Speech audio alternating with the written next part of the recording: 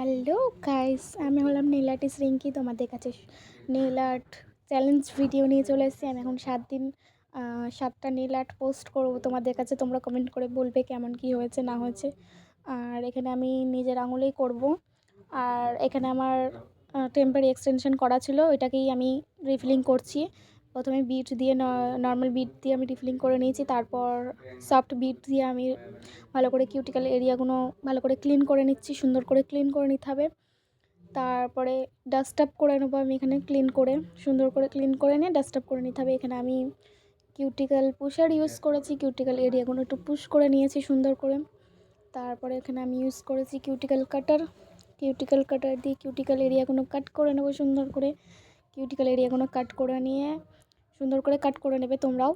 আর এখানে আমি buffer use করেছি, হার্ড বাফার দিয়ে আমি এখানে শেপটা দিয়ে নিয়েছি সুন্দর করে। এখানে আমার শেপটা আছে, কফিন শেপ আছে। বোঝা যাচ্ছে কিনা বলতে পারবো না, কিন্তু কফিন শেপ রেখেছি আমি। আর এখানে অ্যাসিটোন টিস্যু দিয়ে ক্লিন করে নিয়েছি। এখানে আমি মনোমার ঢেলে নিয়েছি। এখানে আমি একটা অ্যাক্রিলিক ব্রাশ নিয়েছি ছোট। আর এখানে আমি অ্যাক্রিলিক নিয়েছি, সুন্দর করে মনোমারে ডিপ করে অ্যাক্রিলিকটাকে তুলে নেবে তোমরা ব্রাশে, তোমাদের যতটা আন্দাজ নেলসের আন্দাজ অনুযায়ী। তারপর তোমরা ভালো করে শেপটা দিয়ে নেবে সুন্দর করে, অ্যাক্রিলিকটাকে অ্যাপ্লাই করে করে ভালো করে শেপটা দিয়ে নেবে, তোমরা দেখে নেবে। আর অ্যাক্রিলিক করলে কি বলো তো, একটাই ভালো অ্যাক্রিলিকের, এখানে ল্যাম্পে কিওর করতে হয় না তোমাদেরকে। অ্যাক্রিলিকটা নিজে নিজে ড্রাই হয়ে যায়, সুন্দর করে ড্রাই হয়ে যায়। আর এখানে আমি বাফার দিয়ে ফের হার্ড বাফার দিয়ে এখানে শেপটা সুন্দর করে দিয়ে নিয়েছি, কারণ আমরা অ্যাক্রিলিকটা অ্যাপ্লাই করেছিলাম তাই। তারপর আমরা ফের অ্যাসিটোন টিস্যু দিয়ে ক্লিন করে নেবো। এখানে অ্যাসিটোন টিস্যু দিয়ে ক্লিন করে নিয়ে এখানে আমি বেস কোট লাগিয়ে নিয়েছি। বেস কোট লাগিয়ে এখানে আমি 60 সেকেন্ড কিওর করে নেবো।